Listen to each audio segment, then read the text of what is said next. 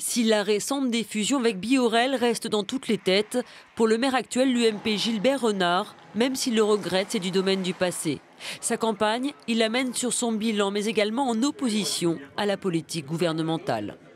Ancrer toujours des valeurs de famille, des valeurs, disons, qui sont actuellement un petit peu ont été remises en cause ces derniers mois, notamment au niveau national. C'est la réalisation d'un centre pour adolescents que nous avons déjà, mais le rendre plus important et également aussi développer de l'aide aux personnes parfois en difficulté, par exemple des petits services pour aider au maintien à domicile, réfléchir à un service intergénération.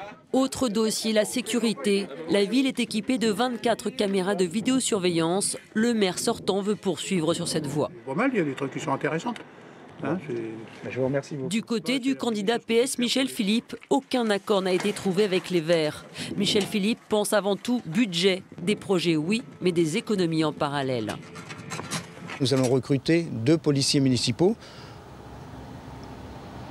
Souvent, ils se déplaceront à vélo pour pouvoir sécuriser les centres. Cela sans que le budget de la commune en pâtisse, puisque nous supprimerons le poste de directeur de la communication et nous supprimerons 3 postes d'adjoints sur 9.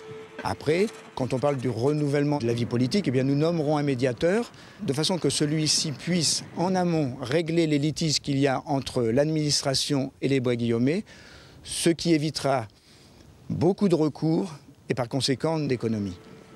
Des projets au niveau de l'urbanisme également, avec une plus grande mixité intergénérationnelle mais aussi sociale. D'autant plus que la ville ne respecte pas la loi SRU qui impose 20% de logements sociaux. Enfin, la liste d'hiver droite emmenée par le candidat MoDem Alain Ternisien. Pour lui, la fusion menée par le maire malgré le nom des habitants au référendum ne passe pas. Il y aura une démocratie. Et donc nous, on s'engage, c'est-à-dire que toute pétition de plus de 500 habitants, nous organisons un référendum. Et nous tiendrons bien sûr compte du résultat. Ensuite, une deuxième chose importante, c'est la fiscalité. Donc on ne veut pas faire n'importe quoi avec les finances, parce qu'aujourd'hui, du ressenti qu'on a par rapport à la population, c'est que les gens estiment que leurs impôts fonciers, locaux, etc. deviennent insupportables. À l'heure de ce tournage, Alain Ternisien n'avait pas encore déposé sa liste.